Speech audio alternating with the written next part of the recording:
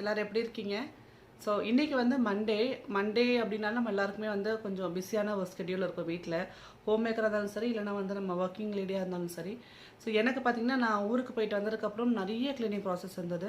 So இன்றைக்கி நான் 2 விஷயம் பண்ணியிருக்கேன். ஒன்று வந்து கிச்சன் கம்ப்ளீட்டாக க்ளீன் பண்ணிவிட்டேன். அதே மாதிரி என்னோடய சுவாமி பாத்திரம் ஃபுல்லாக க்ளீன் பண்ணி வச்சுருக்கேன். அதே மாதிரி ஊரில் நிறைய வந்து பொருள் வாங்கிட்டு வந்தேன். பட் அது இந்த வீடியோவில் என்னால் காட்ட முடியல. நான் அடுத்த vlogல உங்களுக்கு நான் ஷேர் பண்ணுறேன். ஸோ இன்றைக்கி வந்து என்னோடய ஃபுல் க்ளீனிங் ரொட்டீன் பார்த்துருங்க. கிச்சன் வந்து கபோர்ட்ஸ்லாம் க்ளீன் பண்ணி நான் ஆர்கனைஸ் பண்ணி வச்சுருக்கேன். அது எப்படி இருக்குன்னு பாருங்கள். ஸோ கண்டிப்பாக இந்த வீடியோ ஒரு மோட்டிவேஷனல் வீடியோவாக இருக்கும். இப்போ வந்து டைம் பார்த்திங்கன்னா ஒரு 8:30 ஆகுது. நான் எல்லா வேலையும் முடிச்சுட்டு இப்போ தான் வந்து உட்காந்துருக்கேன். பட் நீங்கள் அந்த ஃபஸ்ட்லேருந்து நம்ம மார்னிங்லேருந்து என்ன க்ளீன் பண்ணேன் அப்படின்றத வீடியோ பார்த்துட்டு வந்துடுங்க. ஸோ வீடியோ கடைசியாலும் பாருங்கள். கண்டிப்பாக எனக்கு ஒரு மோட்டிவேஷனல் vlog-ஆக இருக்கும். பாய். ரேவந்தோட ட்ராயிங் இது. ஸோ பால் கணேஷ் வரைஞ்சிருக்கான். உங்ககிட்ட காட்டணும் அப்படின்னு ரொம்ப ஆசைப்பட்டான். அதனால உங்களுக்கு காட்டுறேன். எப்படி இருக்கு மறக்காமல் சொல்லுங்கள். ஸோ நீங்கள் கொடுக்குற நிறைய வந்து அந்த என்கரேஜ்மெண்ட்டில் ரேவந்த் நிறைய வந்து இன்னும் புது ட்ராயிங்கில் வந்து ட்ரை பண்ணுறான். So thank you so much. So காலையிலே இப்போ ரேவந்த் ஸ்கூலுக்கு அனுப்பிச்சதுக்கப்புறம் என்னோடய ரொட்டீன் ஸ்டார்ட் ஆகுதுங்க. இப்போ டைம் பார்த்திங்கன்னா கரெக்டாக 9 மணி ஆகுது. ஃபஸ்ட் நான் என்னோடய லாண்ட்ரி முடிச்சிடுறேன். காலையில் நம்ம துணி துவைச்சிட்டோம் அப்படின்னா நம்ம அழகாக ஒரு 12-1 மணிக்குள்ளே நம்ம வந்து துணி காஞ்சிடும், எடுத்துடலாம். ஸோ என்னோடய லாண்ட்ரி வந்து ஃபஸ்ட்டு நான் போட்டுடுறேன். அடுத்து கிச்சன் பாருங்கள். எப்போவுமே மார்னிங் எல்லோரும் வந்து கிளம்புனதுக்கப்புறம் கிச்சனோட கதி இப்படி தான் இருக்கும். ஸோ அது குவிக்காக சட்டை நம்ம க்ளீன் பண்ணிடலாம்.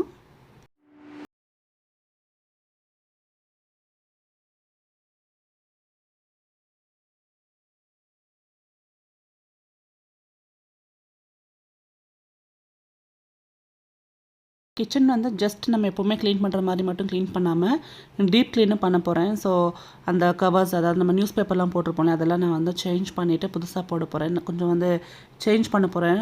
தேவையில்லாத டப்பாலாம் தூக்கி போட்டுடலாம் அப்படின்ட்டு. நான் வந்து டப்பர் வேர் வந்து நிறைய ஒரு 5-6 வருஷத்துக்கு முன்னாடி வாங்கி வச்சுருந்தேன். ஸோ அதெல்லாம் தூக்கி போட மனசே வர மாட்டேங்குது எனக்கு. ஒன்றுமே வந்து உங்களுக்கே தெரியும், டப்பர் வேர் அப்படின்னால விலை ஜாஸ்தியாக இருக்கும். அந்த மாதிரி விலை கொடுத்து வாங்கிட்டு அது தூர போகிறது கொஞ்சம் மனசு கஷ்டமாக இருக்குது. நானும் வந்து என்னோடய கிச்சனை ஃபுல்லாகவே பிளாஸ்டிக் ஃப்ரீயாக வைக்கணும்னு பார்க்குறேன். ஒரு நல்ல வந்து ஸ்டெயின்லெஸ் ஸ்டீல் கண்டெய்னர்ஸ் உங்களுக்கு செட்டாக ஏதாவது தெரிஞ்சால் எனக்கு லிங்க் கொஞ்சம் ஷேர் பண்ணுங்கள். நான் வந்து வாங்கணும்னு பார்க்குறேன். டோட்டலாக ஃபுல்லாக கிச்சனாகவே வந்து பிளாஸ்டிக்லேருந்து ரிமூவ் பண்ணிவிட்டு ஃபுல்லாகவே ஸ்டீல் வாங்கலான்னு பார்த்துட்ருக்கேன். ஸோ உங்களுக்கு எதாவது ஐடியா இருந்தால் எனக்கு கமெண்ட் செக்ஷனில் கமெண்ட் பண்ணுங்கள். ஸோ இப்போ வந்து கிச்சன் கவுண்டர் டாப் நான் ஃபுல்லாக க்ளீன் பண்ணிவிட்டு அடுத்தது வந்து நான் மெயினான வேலை இந்த பாத்திரம் தேய்க்கிறது தான். எனக்கு பிடிக்காத ஒரே வேலை இதுவும் தான். பட் என்ன பண்ணுறது, நம்ம வந்து செஞ்சு தான் ஆகணும். அதுக்கு வேறு ஆப்ஷனே கிடையாது. அதே மாதிரி நிறைய பேர் மெய்டு வச்சுக்க சொல்கிறாங்க. மெய்டு பண்ணுற வேலை நம்மளே பண்ணிட்டு போயிடலாம், அவங்களுக்காக வெயிட் பண்ணி. ஸோ சம்டைம்ஸ் வரமாட்டாங்க, லீவ் போட்டுருவாங்க. ஸோ அந்த டைமில் நம்மளுக்கு ரொம்ப கஷ்டமாக இருக்கும். ஸோ அதனால் யாருமே டிபெண்ட் ஆகும், நம்மளே செஞ்சுட்டு போனால் பெட்டர் நான் ஃபீல் பண்ணுறேன். அதே மாதிரி நிறைய சப்ஸ்கிரைபர்ஸும் ஃப்ரெண்ட்ஸும் என்ன சொல்கிறாங்க அப்படின்னா, டிஷ் வாஷர் வாங்கிக்கோங்கன்னு சொல்கிறாங்க. பட் டிஷ் வாஷர் எவ்வளோ நல்லா ஒர்க் ஆகும் எனக்கு ஒரு ஐடியா கிடையாது. உங்களுக்கு எதாவது தெரிஞ்சால் கமெண்ட் பண்ணுங்கள், ட்ரை பண்ணி பார்க்கலாம். பட் இருந்தாலும் நம்ம கையில் என்ன சட்டுன்னு எவ்வளோ பாத்திரமா இருந்தாலும் ஒரு 10லேருந்து 10 நிமிஷத்துக்குள்ள தேய்ச்சிட்டு போயிடுவோம். பட் டிஷ் வாஷர் வந்து ரொம்ப டைம் எடுத்துக்கும், ரொம்ப தண்ணி வேஸ்ட் ஆகும்னு நினைக்கிறேன். எனக்கு தெரியல, உங்களோட ஒப்பீனியன் என்னென்னு சொல்லிட்டு எனக்கு கமெண்ட் பாக்ஸில் கமெண்ட் பண்ணுங்கள். உண்மையிலே ரொம்ப வர்த்தாக இருந்தால் கண்டிப்பாக வாங்கலாம்.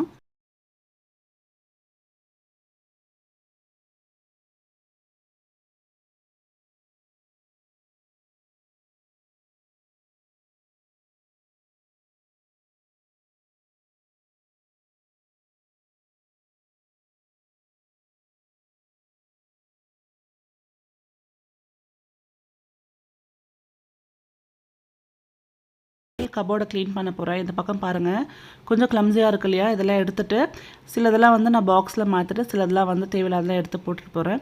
ஸோ இது வந்து நம்ம சட்டுன்னு க்ளீன் பண்ணிக்கலாம். ஃபஸ்ட்டு வந்து நம்ம எல்லா கண்டெய்னர்ஸும் எம்டி பண்ணிக்கலாம். அந்த ரேக்கை வந்து நம்ம ஃபுல்லாக எம்டி பண்ணிவிட்டு அதை தொடச்சிட்டு நம்ம பாக்ஸில் நீட்டாக அடுக்கி வச்சுக்கலாம். இதெல்லாம் வந்து சிக்னோரா வேர் டப்பர் வேர் பாக்ஸஸ் ரொம்ப விலை அதிகமாக இருந்தது. இந்த பாக்ஸ்லாம் பார்த்தீங்கன்னா யூஎஸ்லேருந்து எங்களோட மாமியார் வரப்போ எடுத்துகிட்டு வந்து, ஸோ எதுவுமே வந்து சீப் குவாலிட்டி பாக்ஸ் கிடையாது. அதனால தான் நான் அப்படியே வச்சுட்டு இருக்கேன்.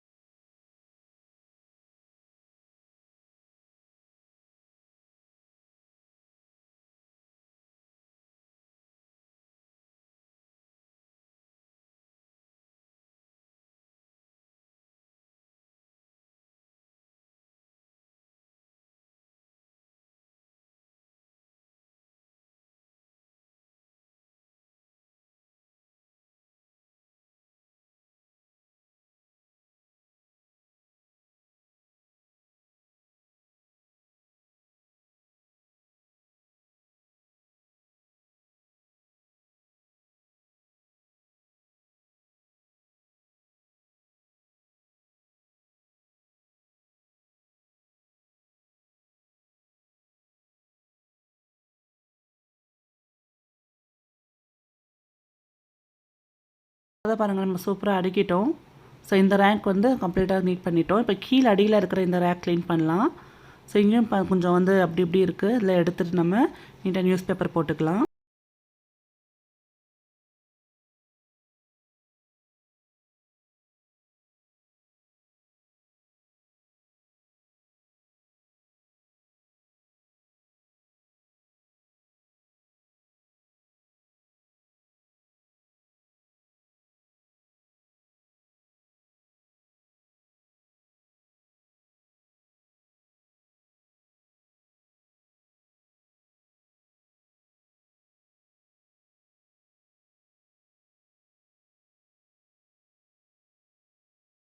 நியூஸ் பேப்பரை இந்த மாதிரி ஃபோல்ட் பண்ணிவிட்டு ஒன்றுக்குள்ளே ஒன்று லேயராக வந்து போடுறது வந்து என்னோடய மாமனார் எனக்கு சொல்லி கொடுத்தாரு. என்னோடய மாமனார் இப்படி தான் போடுவார். இந்த மாதிரி போட்டால் கலையாது, உங்களுக்கு ரொம்ப ஸ்டிஃபாக இருக்கும், கொஞ்சம் நாள் வந்து நீடிச்சு நம்ம நீட்டாக இருக்கும். ஸோ அதனால இப்படி போட சொல்லுவார் என்னோடய மாமனார். ஸோ இப்போ வந்து நம்ம நியூஸ் பேப்பர் ஃபுல்லாக போட்டுட்டோம் இல்லையா, இப்போ இதில் ஃபுல்லாக அடுக்கி வச்சுக்கலாம். ஸோ ரொம்ப ரேராக யூஸ் பண்ணுறது தான் இங்கே வச்சுருக்கேன். இந்த பாருங்கள், நீட்டாக வந்து அடுக்கி வச்சுட்டேன். இப்போ அடுத்தது வந்து மேலே நான் டெய்லி யூஸ் பண்ணுறேன் இந்த ரேக் க்ளீன் பண்ணுறேன். இதில் நிறைய க்ளீன் பண்ணுறதுக்கு ஒன்றும் இல்லை. எப்போவுமே வந்து நான் கொஞ்சம் அடிக்கடிக்கு தான் வச்சுருப்பேன். பட் நான் இந்த 2 நாள் ஊரில் இல்லையா, அப்போ ஹஸ்பண்ட் மாற்றி மாற்றி வச்சுருக்காரு. ஸோ அது எனக்கு எப்படி ஏற்றபடி நான் எடுத்து மாற்றி வச்சுருக்கேன்.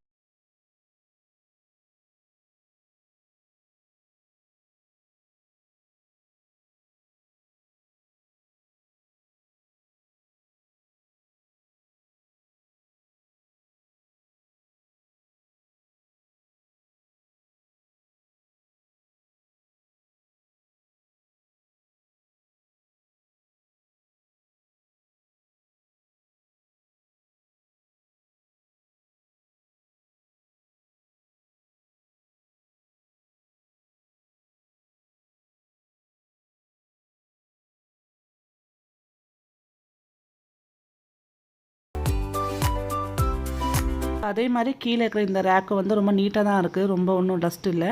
ஸோ அதுமாதிரி தான் அந்த டஸ்ட்டு இருந்தால் அந்த கண்டெய்னர் மட்டும் துடைச்சிக்கலாம், மேலே அந்த பேப்பர் மட்டும் துடைச்சிக்கலாம் போதும்.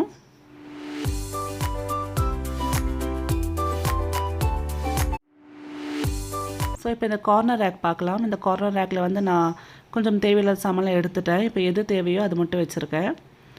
ரொம்ப அடுக்கி வைக்காமல் கொஞ்சம் ஸ்பேஷியஸாக இருந்ததுன்னா நம்மளுக்கு வந்து நல்லாயிருக்கும், பார்க்கறதுக்கும் நல்லாயிருக்கும், நம்மளுக்கு வந்து யூஸ் பண்ணுறதுக்கும் வந்து ரொம்ப டென்ஷன் இல்லாமல் நம்ம எடுத்துக்கலாம். இப்போ வந்து மேலே இந்த ஸ்பைஸ் கண்டெய்னர்ஸ் இருக்கு இல்லையா, இதில் நிறைய டப்பா காலியாக இருக்குது. ஏன்னா நான் இன்னும் ரீஃபில் பண்ணலை. ஸோ இப்போ இதை எடுத்துகிட்டு ஒரு இடத்த தொடச்சிட்டு நம்ம அதில் பருப்புலாம் ரீஃபில் பண்ணிக்கலாம். நான் இது எனக்கு கை வாட்டமாக என்னோடய மைக்ரோவன் மேலே தான் வச்சுக்க போகிறேன். மைக்ரோவன் மேலே எப்பவுமே வைக்க மாட்டேன்.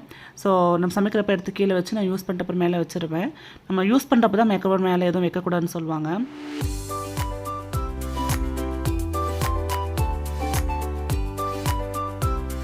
இப்போ இந்த ஸ்பைஸ் கண்டெய்னர் மேலே வந்து ஈரத்துணி போட்டெல்லாம் தொடச்சிக்கலாம்.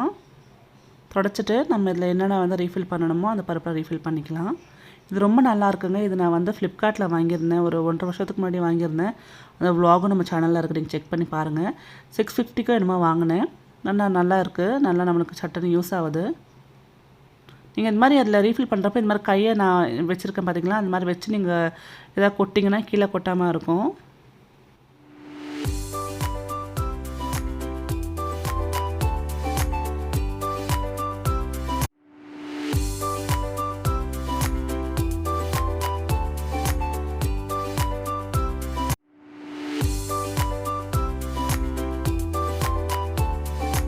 ஸோ அவ்வளோதான், நான் வந்து ஃபுல்லாக எல்லாத்தையும் ரீஃபில் பண்ணிட்டேன்.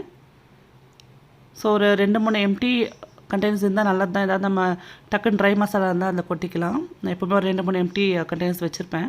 இப்போ பாருங்கள், இதை நான் வந்து மைக்ரோவன் மேலே வச்சுருக்கேன். எனக்கு சமைக்கிறப்போ ரொம்ப ஈஸியாக இருக்கும். அதே மாதிரி மைக்ரோவன் யூஸ் பண்ணுறப்போ அதை எடுத்து கீழே வச்சுருவேன். இப்போ நம்ம கிச்சனோட வேலை கம்ப்ளீட்டாக முடிஞ்சிருச்சு. ஸோ அடுத்தது பார்த்திங்கன்னா சுவாமி பாத்திரம்லாம் க்ளீன் பண்ணலாம். அதெல்லாம் நான் வந்து டப்பில் போட்டு நம்ம வாஷ் பண்ணிடலாம். நான் உங்கள்கிட்ட சொல்லியிருக்கேன், நீங்கள் இந்த மாதிரி வெள்ளி பாத்திரம் வந்து க்ளீன் பண்ணுறதுக்கு ரூபேரி சில்வர் ஷைன் யூஸ் பண்ணிக்கோங்க. ரொம்ப நல்லாயிருக்கும், பளிச்சுன்னு க்ளீன் ஆகிடும். இதனால் வெள்ளிக்கு எந்த ப்ராப்ளம் வராது.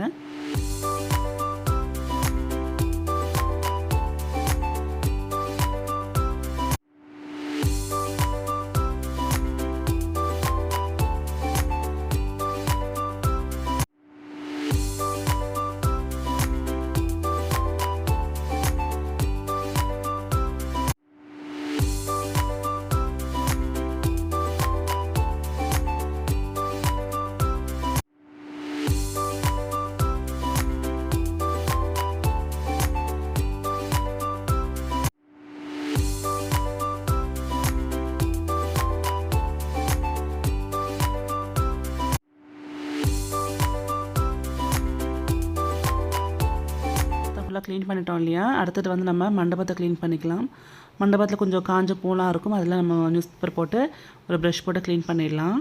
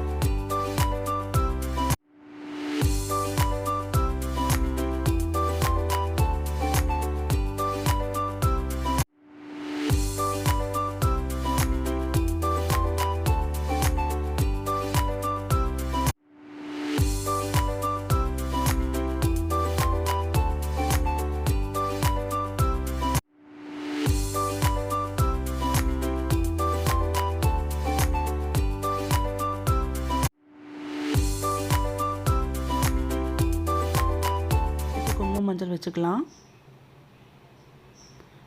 நான் எப்போவுமே அம்மனுக்கு இந்த மாதிரி saree கட்டி தான் நான் வந்து பூஜை பண்ணுவேன். ஸோ அந்த saree நான்